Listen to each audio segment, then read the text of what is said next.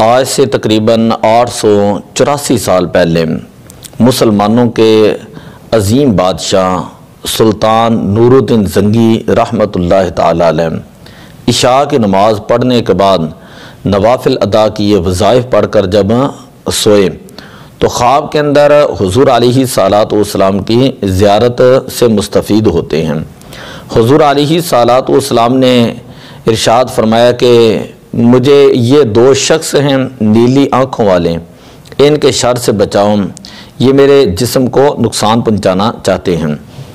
سلطان جیسے ہی اٹھا بڑا پریشان ہوا، دوبارہ وضو کیا، نوافل پڑھے اور اسی طرح ذکر کرتے ہوئے سو گیا۔ صلوات و سلام خواب کے اندر تشریف لائے۔ سلطان دوبارہ اٹھا تو پھر اسی طرح اس نے وضو کیا اور نفل پڑھے، وظائف کرتے ہوئے سو گیا۔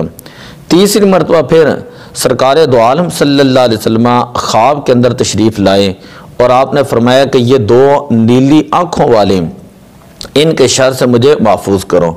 سلطان جیسے ہی اٹھتا ہے اپنے بیٹے جمال الدین موصلی کو اپنے ساتھ لیا، جو وزیر بھی تھا، اور اس کے ساتھ 20 افراد اور لیے، بہت سارا ساز و سامان لیا، درم و دینار لیے، اور اسی وقت جو ہے وہ مدینہ پاک کی طرف روانہ ہو گیا۔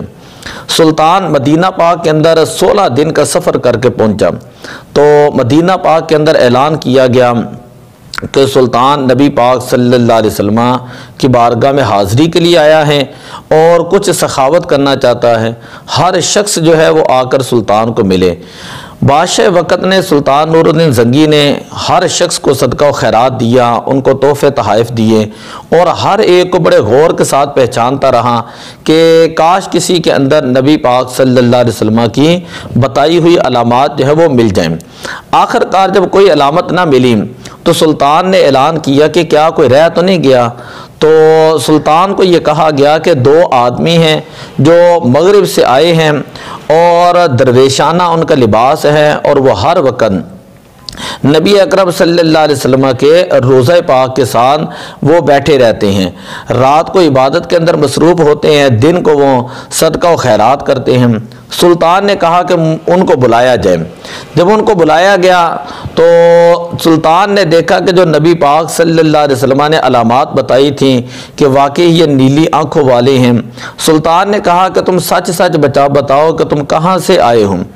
انہوں نے کہا کہ ہم مغربی ہیں اور ہم حج کے لیے آئے ہیں، اور ہم یہ چاہتے ہیں کہ 1 سال تک ہم نبی پاک صلی اللہ علیہ وسلم کے پڑوس کے اندر رہیں۔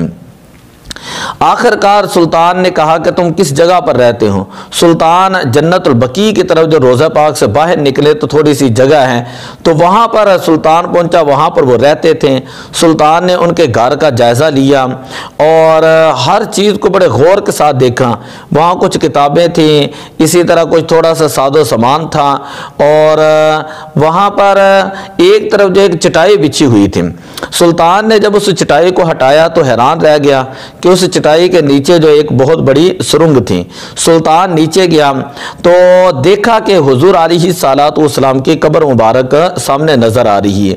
تو جس رات انہوں نے یہ منصوبہ بنایا کہ کل ہم نبی پاک صلی اللہ علیہ وسلم کا جسد اطہر نکال کر لے جائیں گے، تو اسی رات جو ہے مدینہ پاک کے اندر سخت ترین زلزلہ بھی آیا، آسمان بھی کانپ اٹھا۔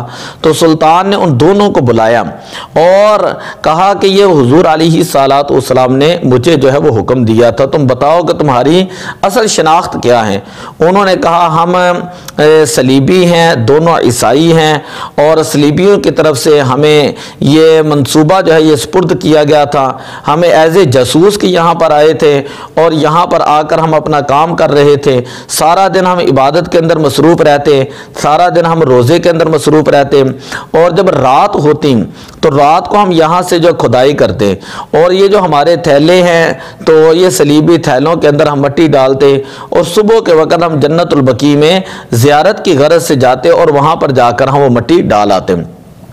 تو سلطان صلاح الدین ایوبی، سلطان نور الدین زنگی رحمۃ اللہ تعالی علیہ، انہوں نے اسی وقت جو ان دونوں کا سر اسی جگہ پر قلم کیا، اور پھر اس کے بعد سلطان جو ہے وہ روتا رہا، اور انہوں نے ایک سیسا پگھلائی دیوار جو ہے سیسا پگھلایا، اور روضہ پاک کے ارد گرد انہوں نے اس سیسے کو ڈالا، اور وہاں پر ایک مضبوط جو ہے وہ تہوں تک جو ہے وہ دیوار بنا دی۔ تو کہتے ہیں کہ آج تک وہ دیوار جو اسی طرح محفوظ ہے۔ تو اس واقعے سے کئی چیزیں ثابت ہوتی ہیں۔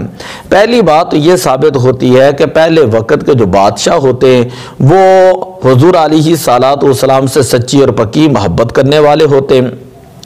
دوسری بات یہ ہے کہ وہ متقی اور پرہیزگار اور تہجد گزار ہوتے ہیں، اور سلطان کو خواب حضور علیہ السلام کا اس لیے آیا تھا کہ سلطان کا یہ شوق ہوتا کہ وہ ہر طرح مدارس بناتا، ہر طرح مسجدیں بناتا، جو فقراء آتے ان کے اندر وہ سخاوت کرتا، اسی طرح علماء کی وہ بہت زیادہ عزت کرتا، بے شمار اس نے جو ہے وہ دارالحدیث بنائے۔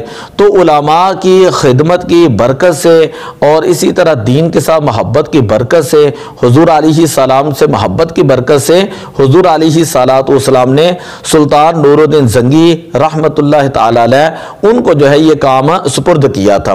آج بھی آپ سلطان نور الدین زنگی رحمۃ اللہ تعالی علیہ کا مزار پاک جو ہے وہ دیکھ سکتے ہیں۔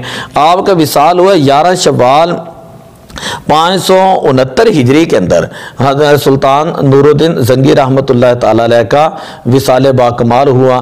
دعا ہے اللہ تعالی ہمیں نبی اکرم صلی اللہ علیہ وسلم کی عزت اور ناموس کی حفاظت کرنے کی توفیق عطا فرمائے۔